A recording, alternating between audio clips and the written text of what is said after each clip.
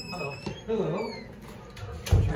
Yes. So we're kind of set up doing what we call stations, but instead of here, I can take you upstairs. We found that. Sure. It doesn't exactly matter what order, except take a look at that picture right there. Yeah, and I saw That's the original. an early picture of this building, and it opened as a hotel in 1876. Okay. That photograph was taken a few years later. Right. Pretty cool. What the original building used to look like. Yes. We're going to go, there's two wings up here. I'll show you the family wing first. Oh, sorry, I'm sorry. We're going to go to the other side because there's another group here. I didn't see them go in there. That's fine. We're going to go on the other side. Get out of the way, brother. Well, you're doing fine.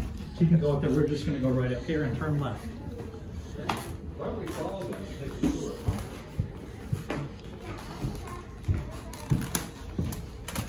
So when this opened as a hotel, and just real quick, this isn't the original building or the original site. You may have heard all that. Yes, they moved in here and then it burned. Then it burned down, lost everything, and then rebuilt authentically. So this is what one, and this building had a lot of different uses because it was hard to make money as a hotel initially. So it was a restaurant, a military academy, it had other uses. But here's what a hotel room would look like. Typically be a one male visitor at the hotel doing ranch business. And they come in on their horse, bring their gear up, and you see the beds are shorter because people weren't as tall back then. I never would have thought that. Interesting. Yeah, go ahead. Now this is not directly with the Stagecoach, but it's of the time. We had a collection of hair art donated here. If you've ever heard of art made out of human hair. I don't think I ever have. When I said hair art, you said, did I hear that right? Yeah. So it could be done for sentimental reasons, like let's just say two people got engaged. They might have exchanged locks of hair and it would be in a ring or a necklace. So that's for happier times. Then if you turn around, this was used for mourning.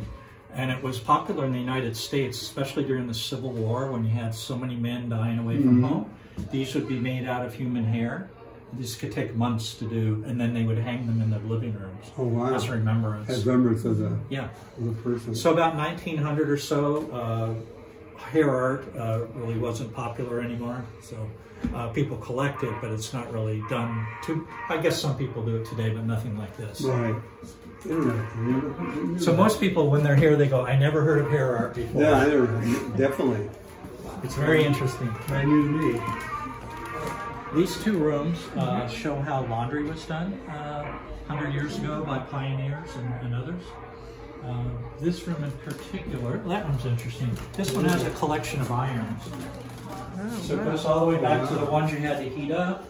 These bigger ones, you could put the coals inside. And keep it hot. Yeah, and then these, you could put kerosene or water in, although sometimes they'd explode.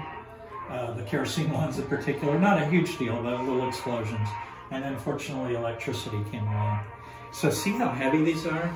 This one doesn't even have the coals in it. Wow. And you can bear, that one's real heavy too for its size. Yeah, pick that up, count how heavy it is. So you almost need two of them, or one arm is going to be longer than the other one.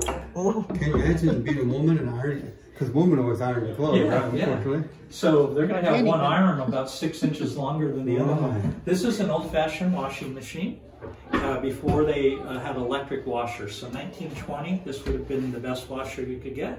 Put everything in, soap, water, clothes.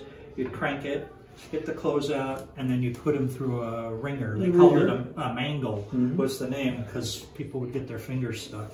So I don't know why they'd call it that, but that's, anyway, you had to be careful. You didn't get your fingers in. That would get the real wet water out, and then you'd hang them up to dry. And then I'll show you the library again. So on the second So this is an example of what a ranch library might be. This would be a pretty good one because everything you'd have, not many people lived here, and any furniture, books, typewriters, anything has to be shipped probably from the East Coast. So it's expensive and hard to get. So this would be a pretty good library.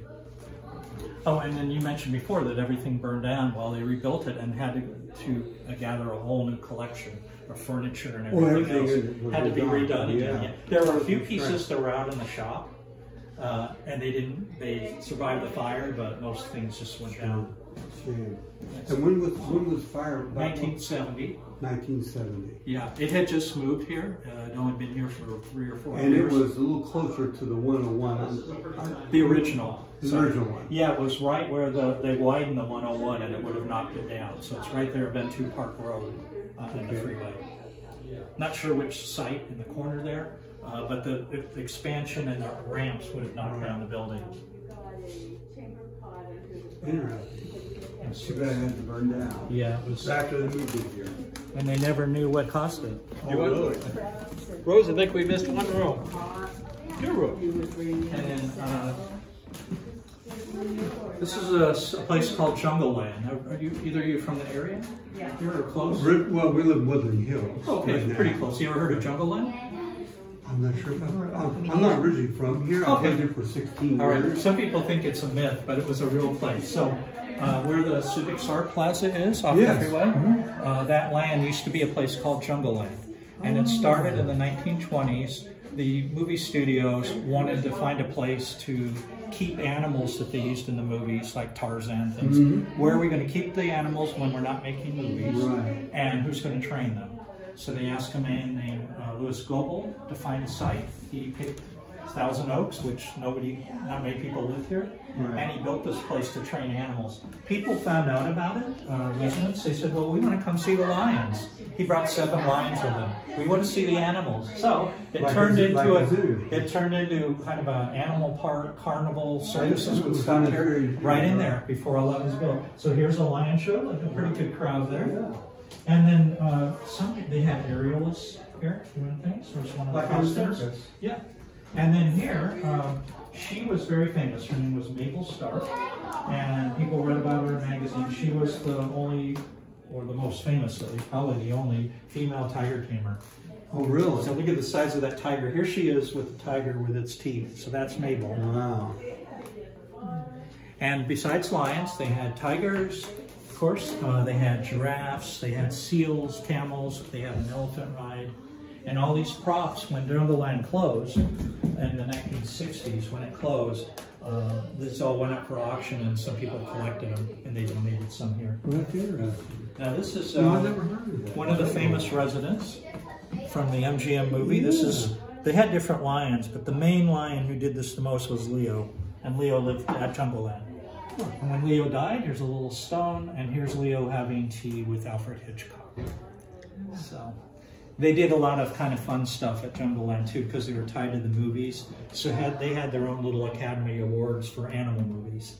So that's what some of this is down here. Oh, that's interesting. But in the 1960s, their business dropped, and it was expensive to operate, and they just couldn't do it anymore. And Disneyland had opened, things like that. So that's Alfred Hitchcock. Yep, sure is. He doesn't seem bothered by the lion, which is pretty good. And this man's familiar. Is that his, like an actor, remember, from like in the early 40s, 50s? He looks, and he's Mabel's husband. Now, there may be another person I'm thinking of. No, but I know who you're talking about. He looks like Jimmy Durante.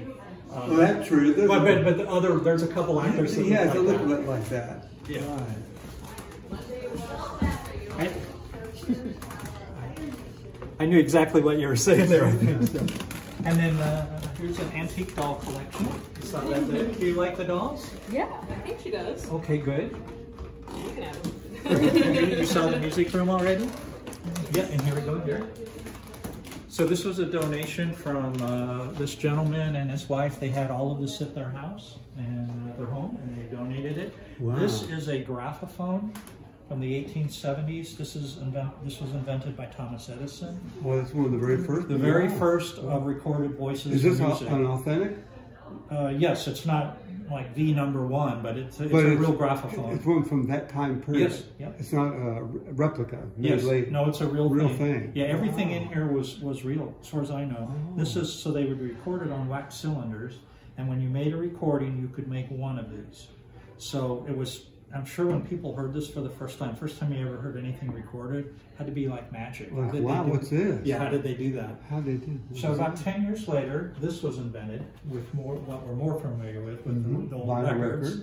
Yeah, and these are more economical because you could only make one of these cylinders for every recording. For records, you can make 100 or 1,000 cuts off of a recording. So I'll just play this real fast.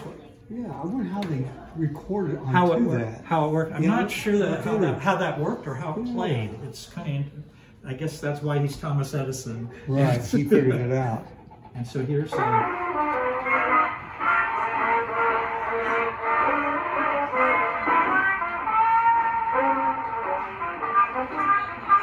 Yeah, it sounds just like you used to hear a movie from that time period they played. Yeah. From one of these. So this is all wound up.